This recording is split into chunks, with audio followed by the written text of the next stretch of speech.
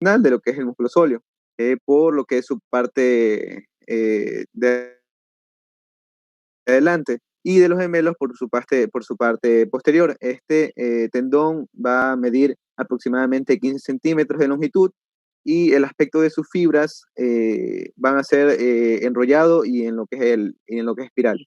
La particularidad del tendón de Aquiles va a ser su forma, que va a ser grueso y se va a ir poniendo un poco más fino. Va a ser un espesor de 8 milímetros y va a tener un ancho de 12 a 15 milímetros. Eh, al, el tendón de Aquiles, el tendón calcáneo, va a tener su inserción distal en lo que es la parte posterior inferior del calcáneo, del hueso calcáneo. Y así va a entremezclarse lo que es el tendón de Aquiles con lo que es la fascia plantar media. Y este va a formar lo que es el sistema calcáneo plantar, aquiláneo calcáneo plantar, donde este va a ayudar a difundir lo que es la fuerza biomecánica propulsada desde lo que es el tríceps sural hacia lo que son los músculos plantares. Y este va a favorecer lo que es la fase de despeje de lo que es la marcha. Eh, en cuanto a lo que es los aspectos anatómicos que van a determinar que el tendón calcáneo se lesione con mayor frecuencia en su parte media, va a ser su característica de que son biarticulares, o sea que se va a articular en dos partes. Y el mecanismo de esta lesión se va a dar por lo que es una extrema y rápida contracción excéntrica, que va a ser la rodilla en extensión y lo que es el tobillo en dorsiflexión. Este es el ejemplo de lo que es la dorsiflexión. Y aquí vemos un video de cómo ocurre lo que es la lesión del tendón de Aquiles, junto con lo que es la unión de la rodilla en extensión y el tobillo en dorsiflexión. El Aquiles tendrá una vascularidad que proviene de lo que son las arterias peroneales y la arteria tibial posterior. Está dando ramas colaterales para su vascularización.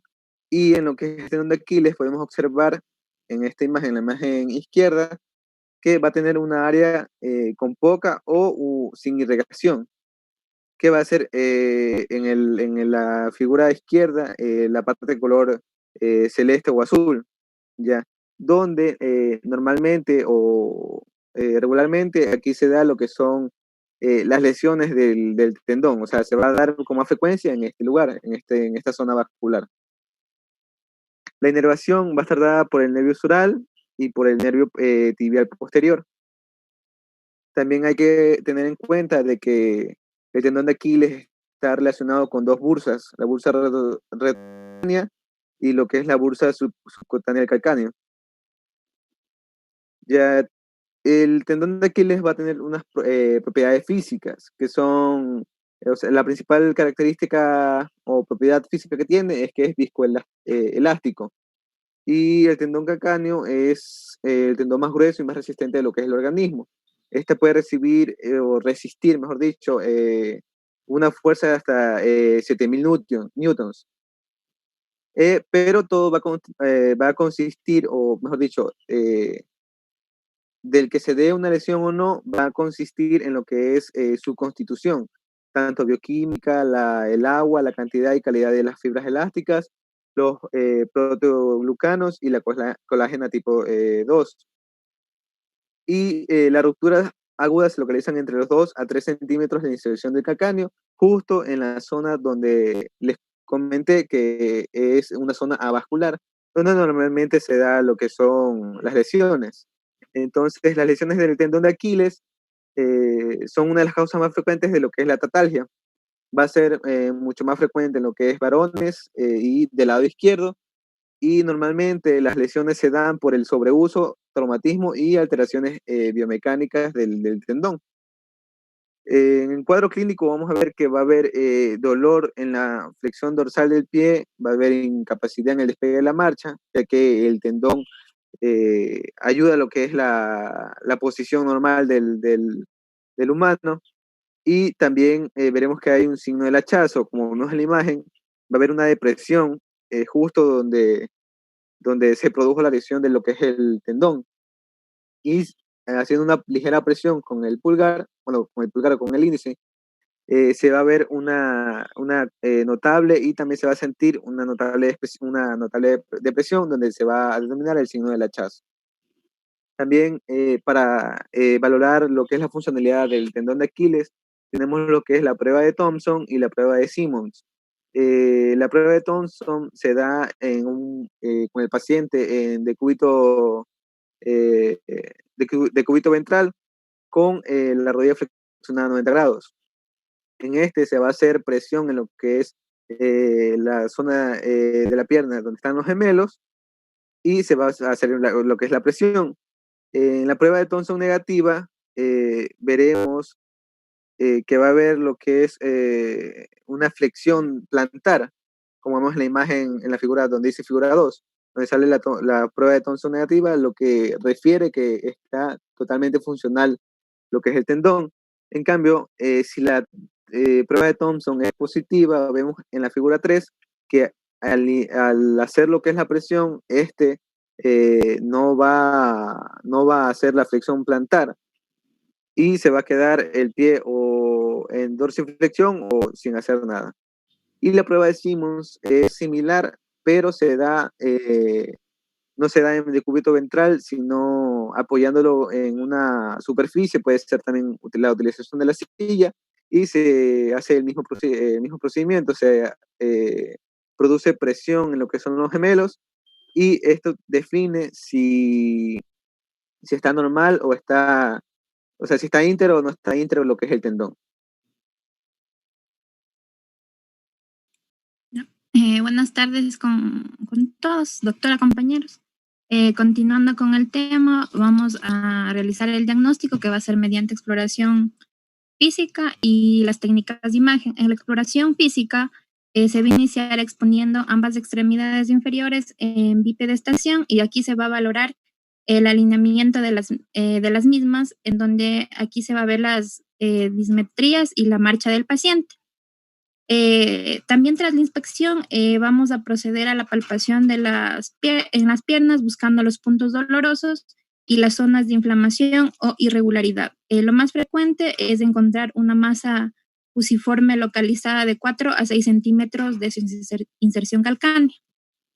En casos de que no se pueda llegar a un diagnóstico certero con la exploración física, vamos a utilizar las técnicas de imagen en donde tenemos los rayos X, donde dice que esto permite una aproximación diagnóstica en muchas ocasiones gracias a la perfecta visualización del tendón de Aquiles.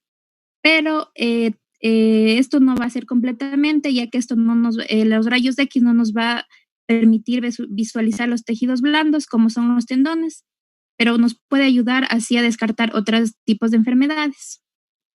También tenemos el ultrasonido, en donde mediante esto se puede estudiar el tendón en toda su longitud.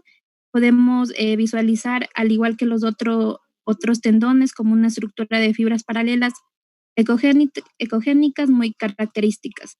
La resonancia magnética nos va a ser de mayor ayuda, nos va a poder ayudar a ver el tendón calcáneo y se va a visualizar como una banda de bordes lisos y planos. Siguiente. Ya.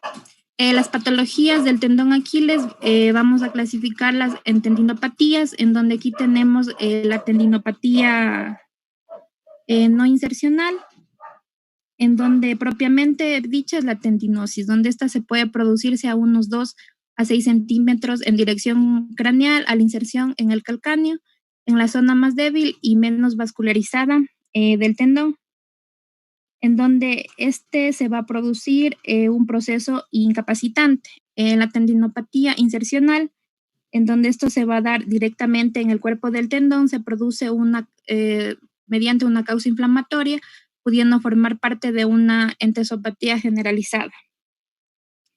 Esto y el síndrome de Hamland, en donde esto va a ser una asociación de una exotosis posterior-superior en el calcáneo. Siguiente, por favor. Ya. Aquí tenemos también la paratendopatía, en donde esto se designa tanto a la patología inflamatoria como a la degenerativa, en donde va a haber una afectación del tendón, donde existe movilización del engrosamiento y dolor con la flexión dorsal y plantar. También tenemos la rotura del tendón de Aquiles, que este va a ser la lesión donde se localiza en distintos niveles del tendón, existiendo un tipo que afecta a la porción intermedia, otra a la unión músculo-tendinosa y otro a la inserción en el calcáneo, en donde vamos a tener diferentes tipos de rotura del tendón de Aquiles. Siguiente. Ya. Tenemos la rotura aguda completa del tendón de Aquiles, donde aquí va a haber una interrupción del tendón en todo su grosor, pudiendo además medir el grado de separación de los extremos tendinosos. La rotura parcial, en donde aquí se va a afectar solo una porción del tendón y se puede tratar de roturas transversales o longitudinales. La rotura de unión músculo-tendinosa, esta suele ser de causa traumática y tiene un comienzo brusco, siendo más frecuente en la zona de unión con el gemelo interno, donde aquí va a haber una interrupción del patrón fibrilar con una característica de sombra de refracción delimitado con los extremos rotos y retraídos y existir un hematoma interfacial entre el gemelo y el sóleo. En la rotura crónica, el tendón se va a presentar con un grado variable de grosor y cambios en la señal o en la ecogenicidad. El tratamiento va a ser conservador, en donde aquí se va a ver si es que la rotura es parcial o ya va a ser total, en donde en las roturas parciales de menos del 50% del espesor del tendón y en los desgarros de la unión músculo-tendinosa, el tratamiento suele ser conservador, en donde se va a iniciar con una inmovilización de yeso rígido o con una ortesis fusionales que van a mantener en contacto entre sí los dos extremos, donde aquí va a ser fácil la cicatrización, en donde vamos a utilizar el tratamiento conservador, que va a ser el RICE, que va a ser reposo, hielo, comprensión y elevación. Ya. Y el tratamiento conservador puede representar una opción, pero en algunos estudios sugiere que un incremento del índice de reruptura respecto a la reparación abierta suele llevarnos a un tratamiento quirúrgico donde este va a ser mucho más específico y con mejores resultados. En el tratamiento quirúrgico, aquí vamos a tener un tratamiento donde vamos a tratar el caso de rotura parcial afectando el más del 50%, o si existe una diástasis de los extremos de menos del 3 centímetros, se va a realizar una anastomosis terminal mediante una cirugía percutánea, y en el caso de que se dé una diástasis que sea de 3 a 6 centímetros, se realiza un trasplante autólogo, y en el caso que la separación sea mayor de 6 centímetros, se va a realizar un injerto tendinoso. Siguiente. Ya. Ahora va a existir las técnicas, la cirugía y las técnica mínimamente invasiva, en donde la técnica mínimamente invasiva es mucho más utilizada por sus menores complicaciones después de la cirugía, donde aquí tenemos el procedimiento de achillón, en donde este va a ser un dispositivo especialmente diseñado para llevar a cabo de manera percutánea la sutura terminal del tendón de Aquiles en aquellos tendones que han sufrido una rotura aguda intrasubstancia, donde aquí se va a lograr una anastomosis de los extremos del tendón practicando una incisión en forma de V invertida en la forma proximal del tendón y así poder repararlo. Ya. Ahora, el manejo postoperatorio, aquí se va a realizar una movilización precoz después de la reparación quirúrgica de las rupturas agudas. Luego se va a poder utilizar una bota corta de yeso durante 2 semanas y se le recomienda soportar el mayor peso posible con el miembro operado posible para su recuperación. Y a las 2 semanas se retira el yeso y se aplica una férula anterior en la pierna que permite la flexión plantar completa, la inversión y la eversión del tobillo, pero no la dorsiflexión. A las 6 semanas se retira la férula anterior y el paciente se podrá ir reanudando de manera gradual a sus actividades normales. Las complicaciones que podría dar la cirugía son infecciones profundas, la necrosis del tendón y el daño del nervio sural. ¿Cuál es la complicación más frecuente de la que tú has dicho? Y creo que no está mencionada. La complicación más frecuente. La más frecuente. Todas las suturas del tendón de Aquiles, la que siempre se presenta.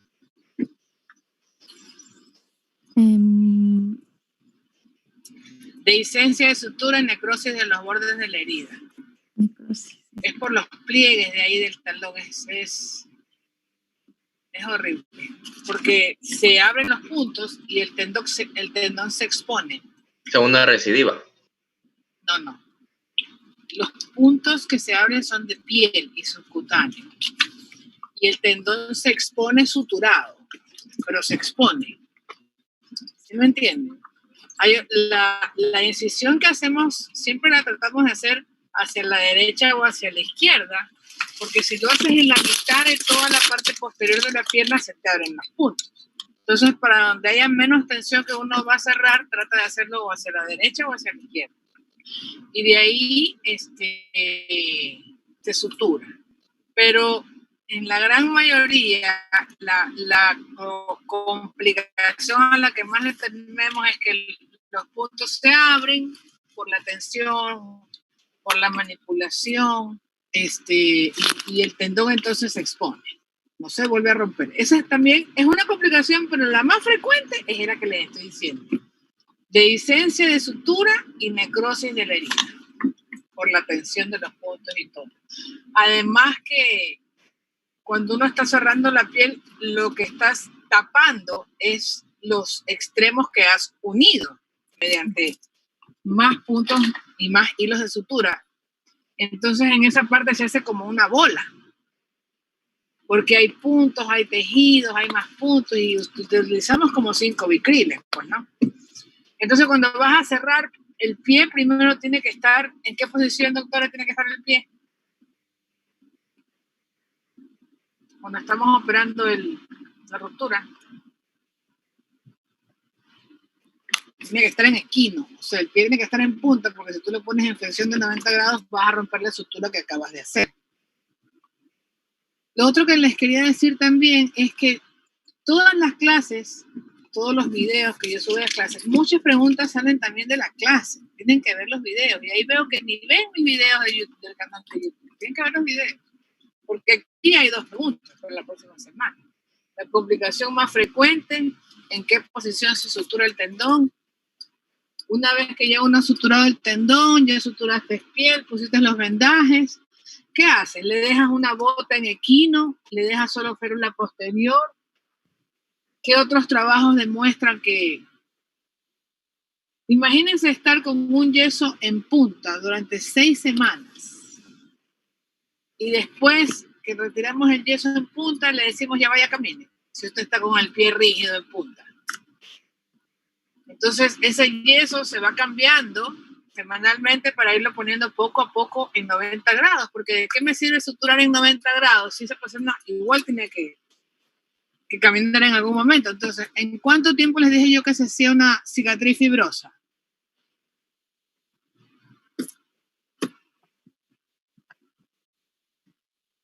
La mudición, 21 días, chicos, 3 semanas, ya hay una fibrosis.